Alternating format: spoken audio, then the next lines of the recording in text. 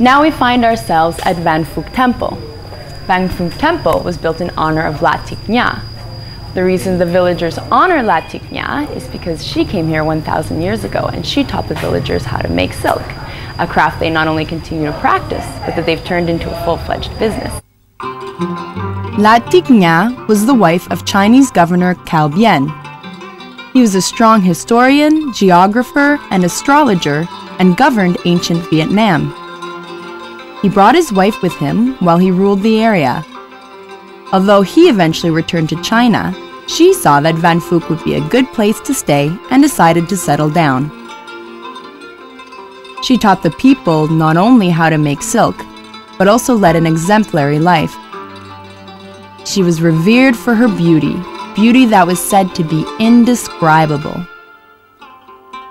She is also remembered for having taught the people to lead good lives and to be kind to others.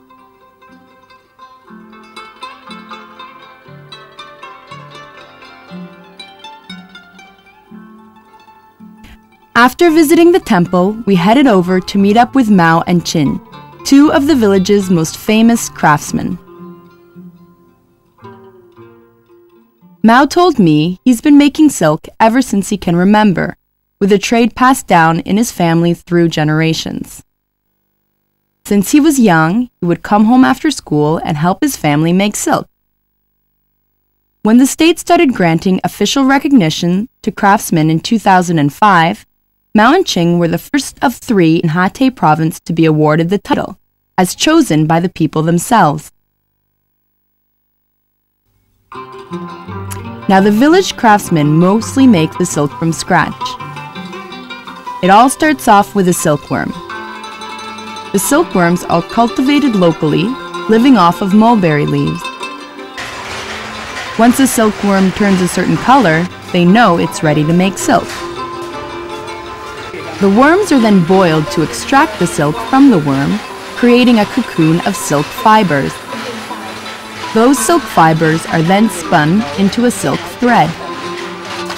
The thread is then dyed, and I learned from Mao that the color often depends on the quality of the silk.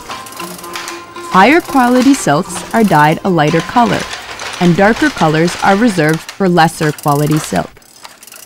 The next step is the weaving process.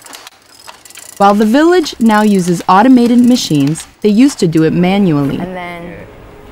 Trang and Mao took a few minutes to show me how they used to do it when they were children.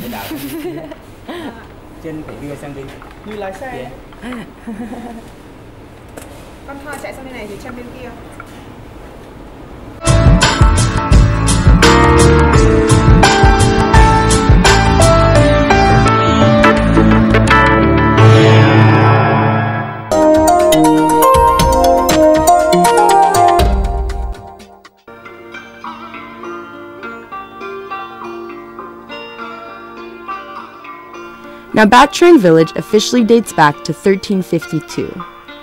Many say the village dates back to the Li dynasty, sometime between 1010 and 1225, as pieces of Bat Trang pottery have been found at sites built